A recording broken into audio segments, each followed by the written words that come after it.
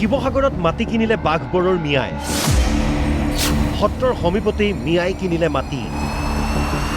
মিয়াক সকিয়নি শিৱসাগৰৰ গৰিয়া অৰ্থাৎ খিলঞ্জীয়া মুছলমান। উজনিত মাজে মাজে চলি থাকে মিয়া খেদা আন্দোলন। একাংশ সংগঠনে খেদে কিন্তু আকৌ আহে।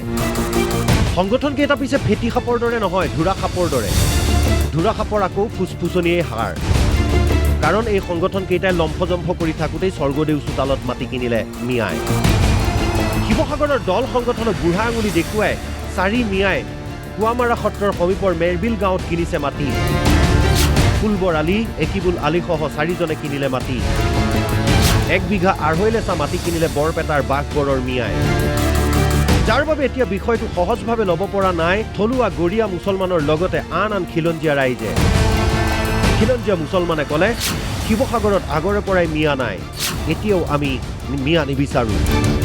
আমাৰ ইয়াত কোনো ধৰণৰ তেনেকুৱা আগৰ পৰাই মিয়া নাই, আৰু এতিয়াও আমি বিচৰা নাই যে মিয়া কোনোবা সম্প্ৰদায় আহি আমাৰ মানে যিটো এনাজৰি আছে চিঙা ভাঙা নকৰে।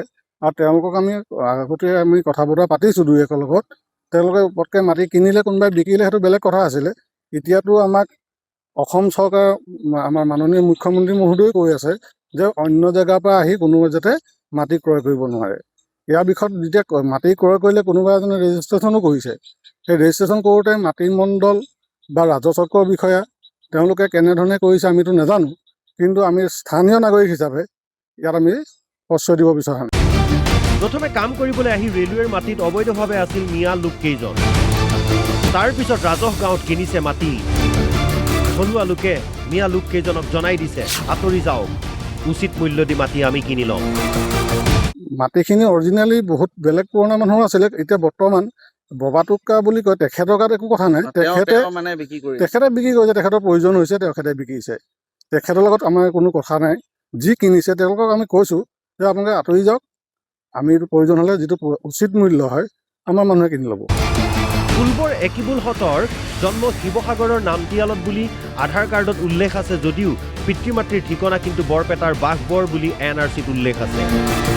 কোনো কাৰণতে মিয়াক প্ৰশ্ৰয় নিদিয়াৰ হুংকাৰ খিলঞ্জীয়াৰ। মিয়াই কি কৰি আছে দেখি আছো বুলি মন্তব্য শিৱসাগৰৰ খিলঞ্জীয়া গৰিয়া মুছলমানৰ। মিয়াক প্ৰশ্ৰয় দিব বিচৰা নাই, সম্পূৰ্ণ সকলোৱে জানে মিয়াই যি কৰি আছে আমিতো সদায় পাই আছোঁ, দেখি আছোঁ। সেইটো কাৰণে মিয়াক আমি ইয়াত স্থান দিব বিচৰা নাই।